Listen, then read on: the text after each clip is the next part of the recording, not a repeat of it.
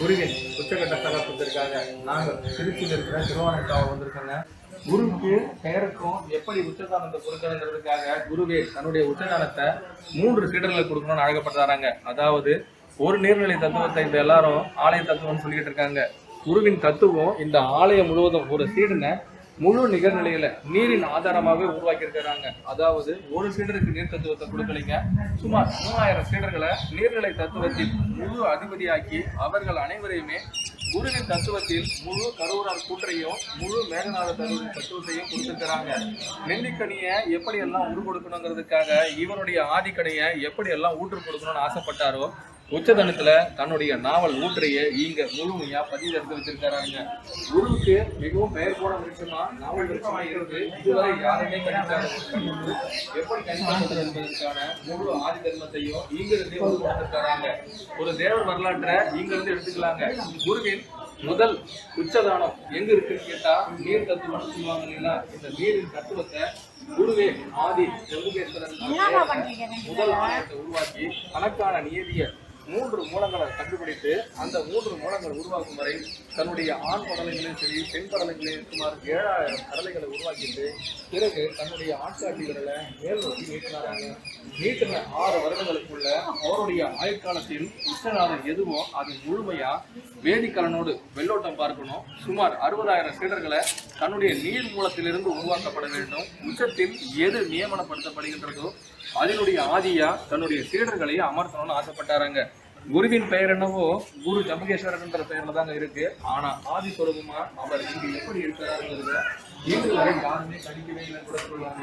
வேதத்தையும் சரி வேத மாதத்தையும் சரி குரு பிரதான வாயில தெற்குல இருந்துகிட்டு மேற்கு முகமா அழகான ஒரு நட்சத்திரத்தை உருவாக்கினாங்க.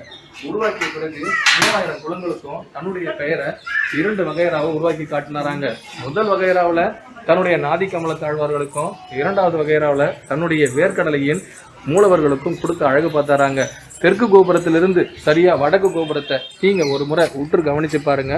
உங்களுடைய ஆயுட்காலத்தின் 20 நாட்களிலிருந்து 60 நாட்களுக்குள்ள உங்கள் வாழ்க்கையிலேயே மிகப்பெரிய மாற்றங்களை ஏற்படுத்தி தருவாங்க. விசிஷ்ட கணபதியா இருக்கிற குருநாதர் ஒரே ஒரு நாள் தன்னுடைய விரதத்தை மேற்குல இருந்துட்டு வடக்கு நோக்கி இருக்கிறாங்க. சரி, இந்த திசையில இதுவரை யாருமே கணிக்கவே இல்லையே.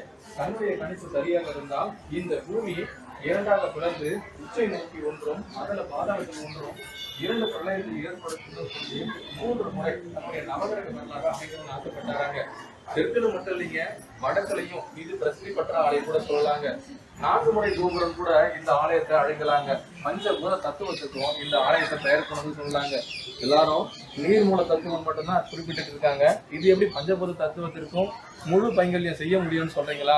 அம்மாவுக்கு இங்க பேரை சூட்டப்பட்டதை வச்சு இது 2வது தத்துவத்திற்கு முழு பாகுபாடு அமைக்கப்படுதுங்க. 3வது சீடர் ஒருத்தரை தன்னுடைய நிலத்தில் ஆதி ரூபரா ஆக்கினதால 3வது தத்துவத்தை முழுமைப்படுத்திட்டாராங்க.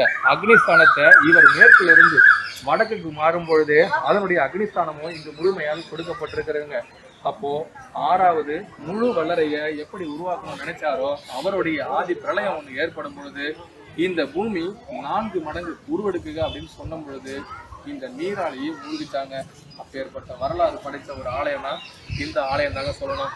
குருவுக்கு இது பிரசித்தி பெற்ற ஆலயம் மட்டும் இல்லைங்க. சீடரை உருவாக்குறதுக்கு சுமார் 60,000 to 80,000 சீடர்களை கணித்தது போலவே கொடுத்து உருவாக்கி தன்னுடைய ராட்சத குலத்திற்கு 8 பணியெல்லாம் கொடுத்து உருவக கடலையில் உச்ச நிலையே கொடுத்த ஆலயம் கூட சொல்லலாங்க. வேத்தகு விஷயங்கள் பல எங்களால் கொடுக்கப்பட்டாலும் சூட்சுமத்தின் அடிநாளத்திலிருந்து வேலூர் கண்டிகையை போல இங்கேயும் 3 மாமூலங்களை உருவாக்கிட்டு தன்னுடைய பெயரிலேயே ஆதிரூப காண்டங்களை அழகுபடுத்தி காட்டியிருக்கிறாங்க. உச்சிஷ்ட கணபதியா இருக்கிற குருநாதர் மீண்டும் ஒரு முறை தன்னுடைய ஆதிநாதத்துக்கு எதெல்லாம் பெயர் போனது எப்படியெல்லாம் அது விளக்க முடியும், விளக்கத்தின் அதிகாரத்திலிருந்து கோபுரம் வரைக்கும் ஏன் இத்தனை சீடர்களை உருவெடுத்து ஒவ்வொருத்தரையும் இந்த உயரிய கோட்டத்தில் நான் அழகுபடுத்தினேன். என் சீடர்கள் அனைவரும் இந்த உச்ச கோபுரத்திலேயே என்னால் உயர்த்தி காட்டப்படுகிறார்கள் என்பதையும் முழு முதல் நந்தியாக இருந்து இங்க ஆதி நந்தீஸ்வரரா குருவே அழகுபடுத்தப்பட்டிருக்காங்க. தெற்கு வாசல் கோபுரமும் சரி மேற்கு வாசல் கோபுரமும் சரிங்க பிரசித்தி பெற்ற யானை குளத்தையே அழகுபடுத்தி காட்டியிருக்காங்களாங்க. வடக்கு தெற்கு மேற்கு இந்த 3 நாத ஒளியையும் இவங்க எப்படி ஏற்படுத்தணும்னு நினைச்சாங்களோ அதனுடைய முழு நிலனத்தையும் இவங்க நீர்நிலையிலிருந்து மறு வேர்க்கடலைக்கு மாற்றும் ஒவ்வொரு தகுதியையும் அழகுபடுத்தி காட்டியதால இந்த ஆலயமே ஆதி ஜம்புகேஸ்வர ஆலயம் கூட சொல்லலாங்க. தற்காலங்கள்ல இந்த ஆலயத்துக்கு வேறு ஒரு பெயரும் சூட்டிக்கிட்டு இருக்காங்க. அதாவது திருமூல நாயக்கனாருக்கு வேறு அல்லது நிலம் ஏதாவது சார்ந்த ஒரு கழுவேர் கடலையை உருவாக்கணும்னு ஆசைப்பட்டாங்கன்னா முதல் தத்துவமா அவங்க நீர் தத்துவத்தை தான் உடல் கையில் எடுப்பாங்களாங்க. ஏன்னா நீர் தத்துவத்தை மட்டும்தான் முதலில் ஆராயும் பொழுது அதிலிருந்து ஏற்படுகின்ற ஒவ்வொரு துளியும் எங்கிருந்து எங்கே வந்து விழுகின்றதோ அதிலிருந்து அனைத்தையும் ஆராய முடியும்னு உச்சத்தில் இருக்கின்ற நீர் உயரிய நாதமான பூமியில் விழும் பொழுது அது எப்பேற்பட்ட காலத்தையும் கணிக்க முடியுங்கிறத மீண்டும் ஒவ்வொரு சீடர்களுக்கும் கொடுத்து அதற்கான தகுதியிலும் தராதரத்திலும் அவர்களையே உயர்த்தி காட்டிய ஆலயமாக கூட சொல்லலாங்க. சுமார் 16 ஆண்டுகளுக்கு ஒரு முறை இந்த தீர்த்தத்துல 2 முறை மிகப்பெரிய வைகுண்ட வரலாறே படைக்கப்படுமாங்க. 2 பிறவிகள் எடுத்து 6000 குண்டங்களை உருவாக்கின குருநாதர் இது குருவிற்கு 11வது பிறவியை பெற்ற ஆலயம் கூட சொல்லலாங்க. சுமார் 3800 ஆண்டுகள் பழமை வாய்ந்த ஆலயமா இருந்தாலும் இதுவரை இந்த ஆலயத்திற்கு எந்த ஒரு கணிப்பையும் கவனத்தையும் யாருமே ஈர்த்து காட்டவே இல்லைங்க. எங்களுடைய ஈர்ப்பு காலத்திற்காக சுமார் 11 ஆண்டுகள் கழித்து மீண்டும் இந்த ஆலயத்தில் ஒரு பிரசித்தி பெற்ற நிமிடத்திலிருந்து 6 நிமிடங்கள் வரை மிகப்பெரிய ஊற்றெடுக்கும் நாத ஒலி ஒன்று கேட்குங்க.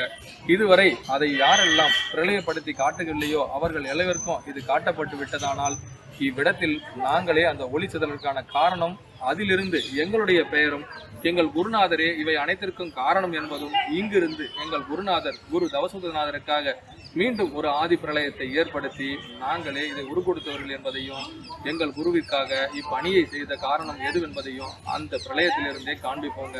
சொக்கநாதருக்காக இந்த ஆலயத்துல இதுவரைக்கும் 16 குரு அருள் தலங்களை உருவாக்கியிருக்காங்க. சொக்கநாதர் சொக்கநாயகியா இருக்காங்க, குரு ஆதி நிலாட்சியாவும் இருக்காங்க. வெஞ்சோற்று கடனை தீர்க்க வேண்டியவங்க இங்க வெள்ளோட்டம் பார்க்கவும் வந்திருக்கிறாங்க. 16 மூலப்பொருளை அறிய வேண்டிய யாரெல்லாம் இங்க வந்தாங்களோ அவர்களுடைய மணிமண்டபமும் இங்க கட்டப்பட்டிருக்குங்க. இனி சொர்க்க வாசல் ஒன்று திறக்கணும்னா நீங்க எந்த ஆலயத்துக்கும் போகணும்னு அவசியம் இல்லைங்க.